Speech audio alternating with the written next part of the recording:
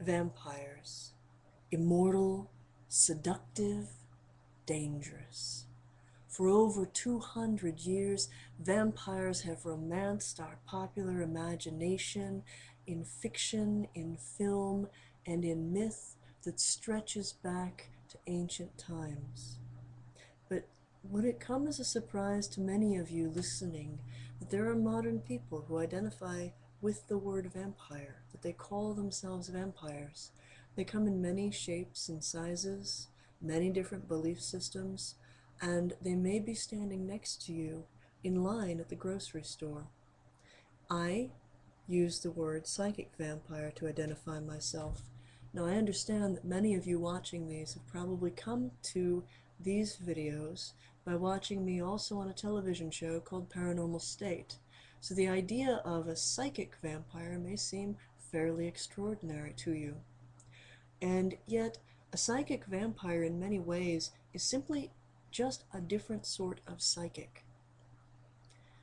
A person who is a psychic vampire needs to regularly and actively take in human vital energy in order to maintain their own mental, emotional, and physical well-being. They are people who are very psychic. From an early age, they have an awareness of this energy. They're sensitive to the emotional state of others. They are sensitive to the peaks and valleys of energy around them, and they are tuned very particularly to the vital energy of living human beings. That's not to say that they are unaware of other forms of psychic energy. Most psychic vampires that I know are also very gifted spirit mediums. And in many respects, it's perfectly normal for them to walk into a room, to be aware of the lingering emotional impressions left behind by the living people there, and to also be aware of the other spiritual dimensions of that place. The spirits that come and go, the dead that still linger, and the memory ghosts, the echoes and emotional residues left by events, traumatic or otherwise, from years ago. In many ways, psychic vampires have a wholly unique experience of the world, and the defining factor, the thing that makes them vampiric in addition to psychic, is many of them, to my knowledge all of them, myself included, have some manner of a chronic physical ailment. They are sickly people. And they learn at a young age to take energy from other people in order to maintain their own well-being. Now, many of them never really understand what's going on with this. You've encountered these sort of psychic vampires. They will find ways to push your emotional buttons. They're either dominant and aggressive, and they get up in your face and they incite emotional interactions in order to vampirize you, in order to get the biggest rise out of you emotionally so that they can prey off of that energy. Or they are the whiny, poor me, oh my goodness, all the horrible things that are going on in my life, and won't you just listen for another 5 minutes to the terrible things that are in my world.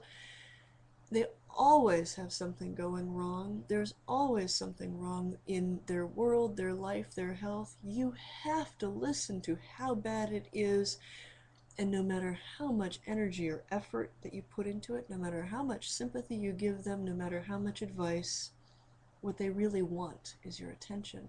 They're not going to fix any of those problems. They don't realize that what they're after is the energy, neither the dominant sort nor the pathetic sort of psychic vampire. There's a process called awakening. Now, I think everybody goes through an awakening. It's that aha moment. It's that personal epiphany when you realize that the world's bigger than you thought it was, and that your interaction with the world is more complicated than you assumed it was. For psychic vampires, that awakening is realizing their particular and unique interaction with energy. They become aware that they are indeed vampiric. That it's not just that they're sensitive to the energy of other people, but they actively take that. And that if they stop taking that, their health very visibly, very noticeably declines.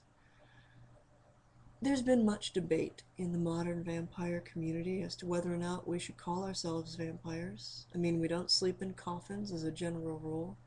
We don't have fangs. While there are blood drinkers, people aren't going to die if they don't drink blood. People aren't going to drink blood exclusively. Even the most hardcore blood drinkers I know still are very happy to have a hamburger or a steak as a supplement to that diet as well. Now the thing is the word vampire, there's a reason it fits. The idea of, pardon me, my cat is being irritating little shit.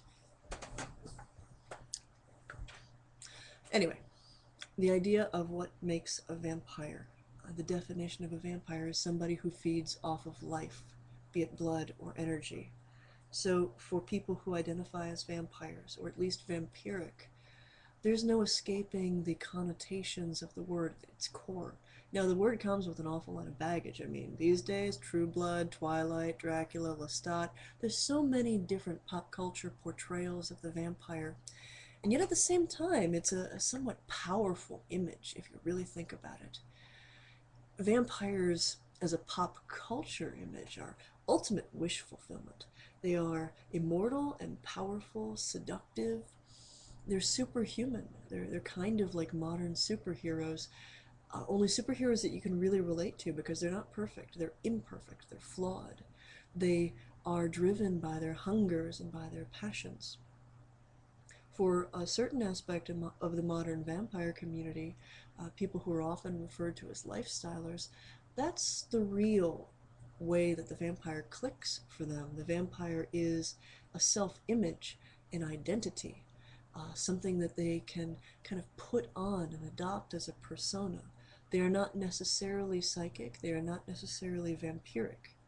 You see, in the modern vampire subculture, it's fairly complicated.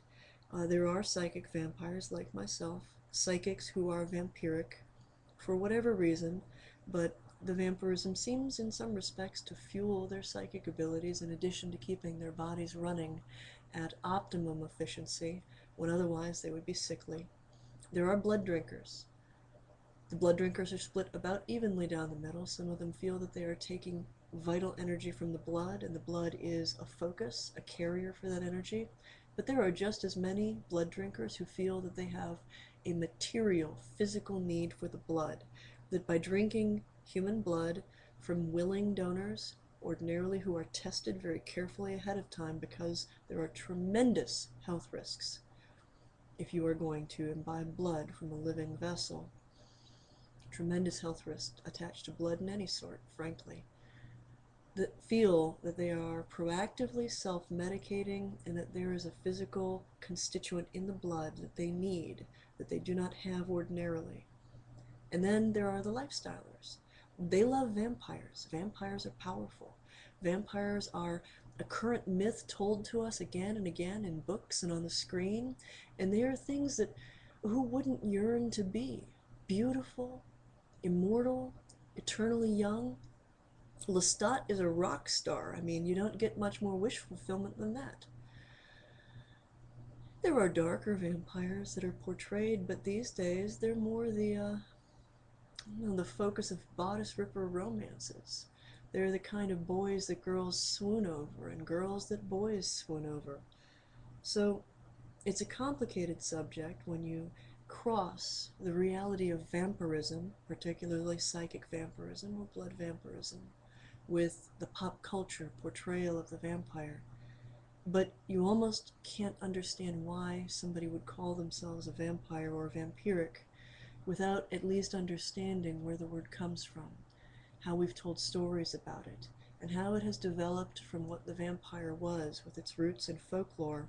Because originally, a vampire was not a very attractive thing. It was really just a risen corpse, a rather stinky peasant, red in the face, who came back from the dead to prey upon his own relatives and drag them to the grave with him. At the very core, the Vampire of Folklore is really simply just a personification of the fear that the living hold for the dead, a personification of our fear that the dead want life, that they want what they no longer have, and that they are willing to take it from us. But once the vampire turned into a creature